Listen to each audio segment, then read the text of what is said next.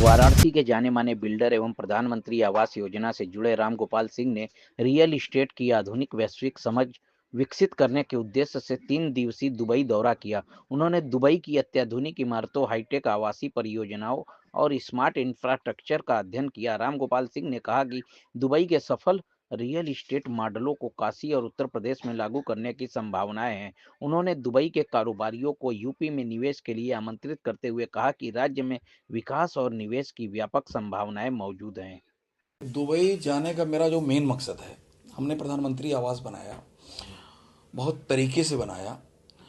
इसके बाद हमारे बीडीए बीसी साहब जो है हमारे सचिव साहब को भेजे थे कि जाके दुबई देखिए कि एक प्लान टाउनशिप बनती कैसे है और वहाँ करने का टाउनशिप करने का तरीका क्या है।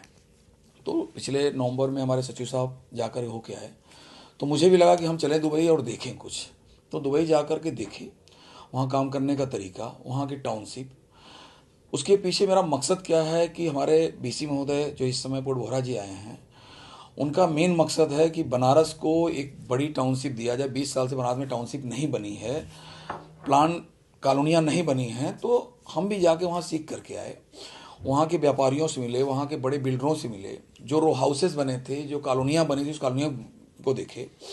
और उनका काम करने का तरीका अलग है और हमारा काम करने का तरीका अलग है।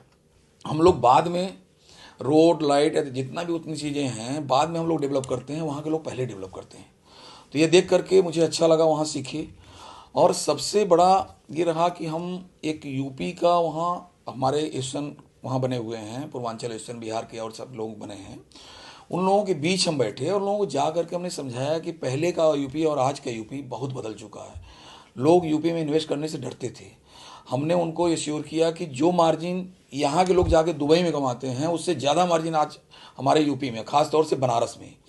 बनारस प्राधिकरण में चंदौली, मिर्जापुर, बनारस, जौनपुर, भदोही सब आता है। तो बीसी महोदय का ये है कि बनारस चंदौली चारों तरफ जो है जहाँ पे नई कॉलोनियाँ बनी, हम लोग 50 किलोमीटर, 40 किलोमीटर, 30 किलोमीटर दूर जा करके एक व्यवस्थित कॉलोनी बनाए।